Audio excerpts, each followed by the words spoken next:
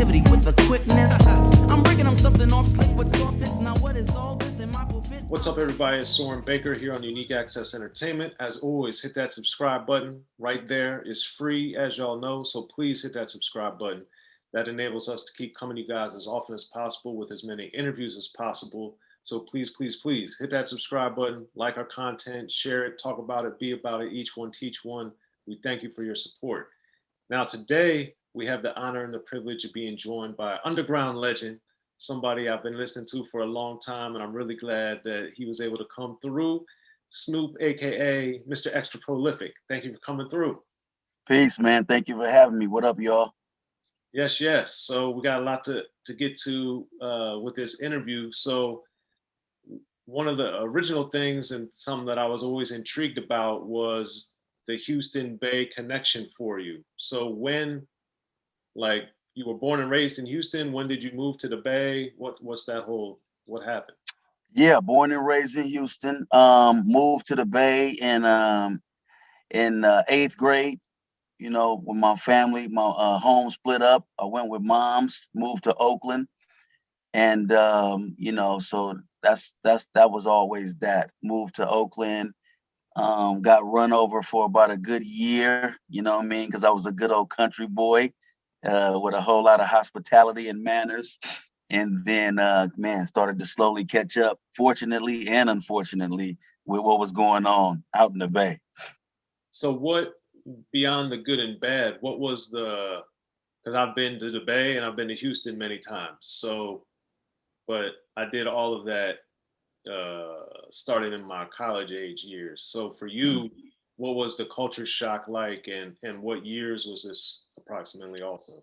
Oh, we're talking about in the 80s, I want to say 87, 88. Man, I mean, the culture shock for me was where I was from.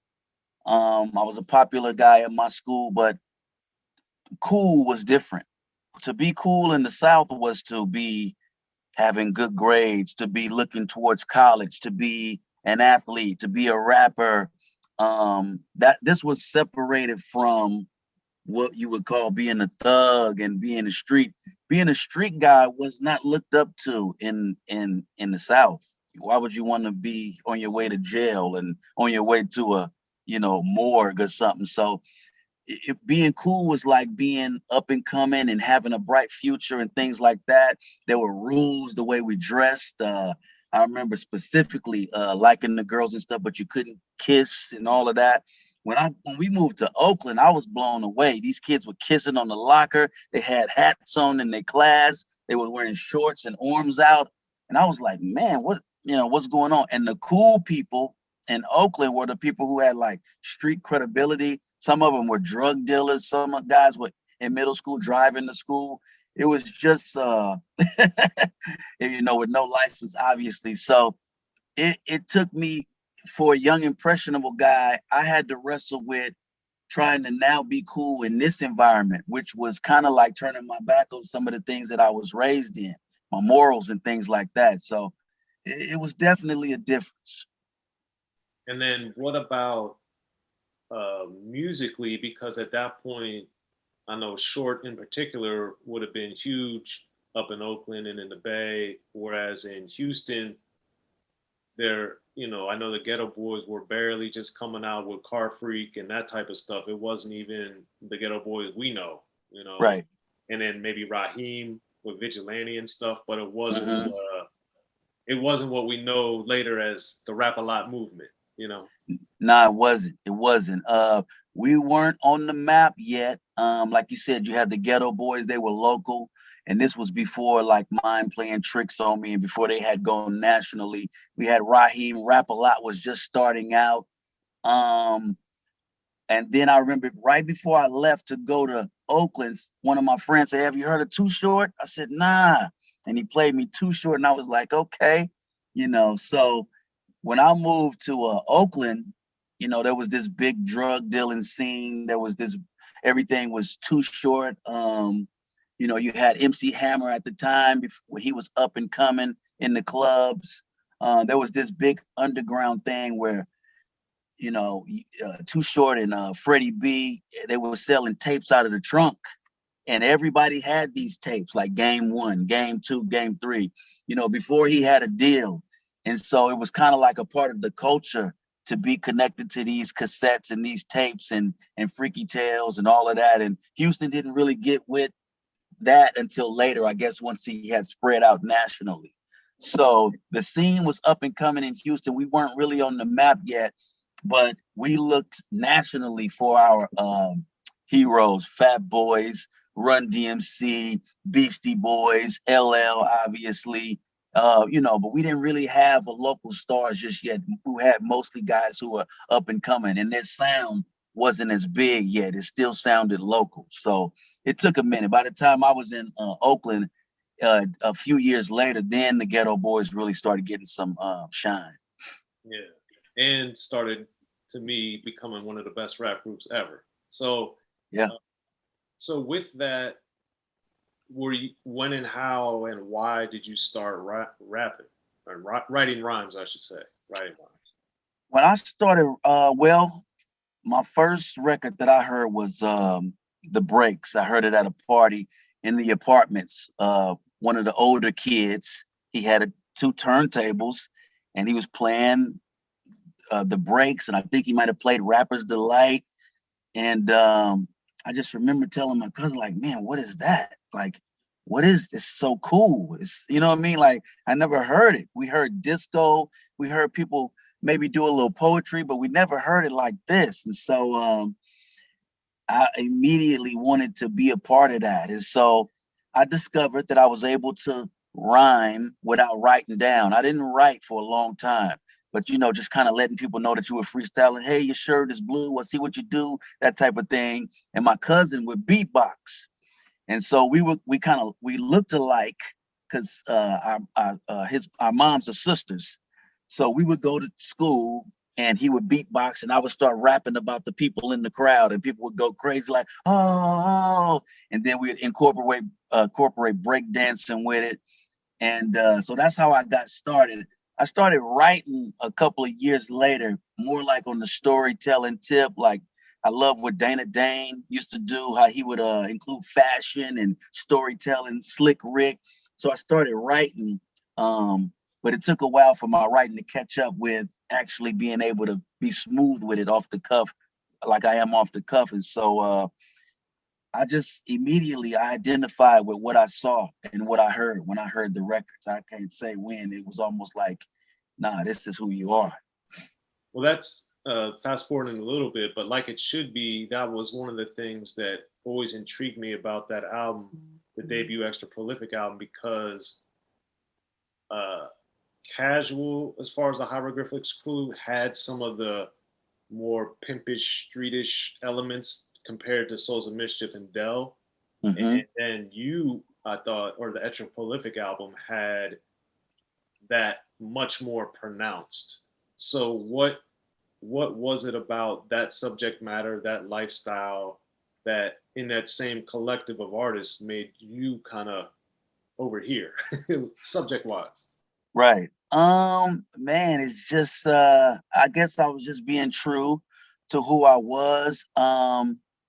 When I met the guys, the Hyro, I was more like what I was playing was like DJ Quick, Spice One, N.W.A was my favorite group. I did listen to real hip hop, but I didn't like all of it. Like if I bought like Leaders of the New School, I would record the 2 songs I like and then take the tape back.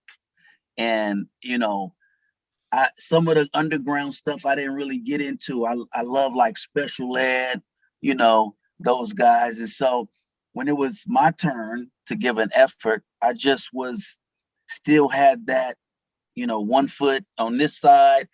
The 2 worlds were a lot more separate back then, but I think since they've kind of merged, you've had groups like the Alcoholics, the Licks, who kind of boom bap and a little bit of street. But at the time it was like, wait a minute, you had to either choose. Either you're going to be a backpack guy or you're going to be a guy with a gun.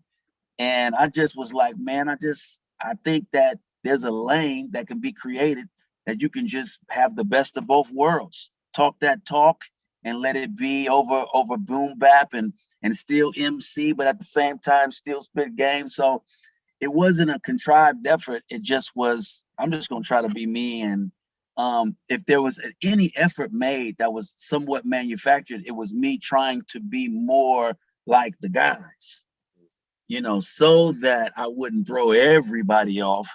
But I knew from the jump that I was the black sheep.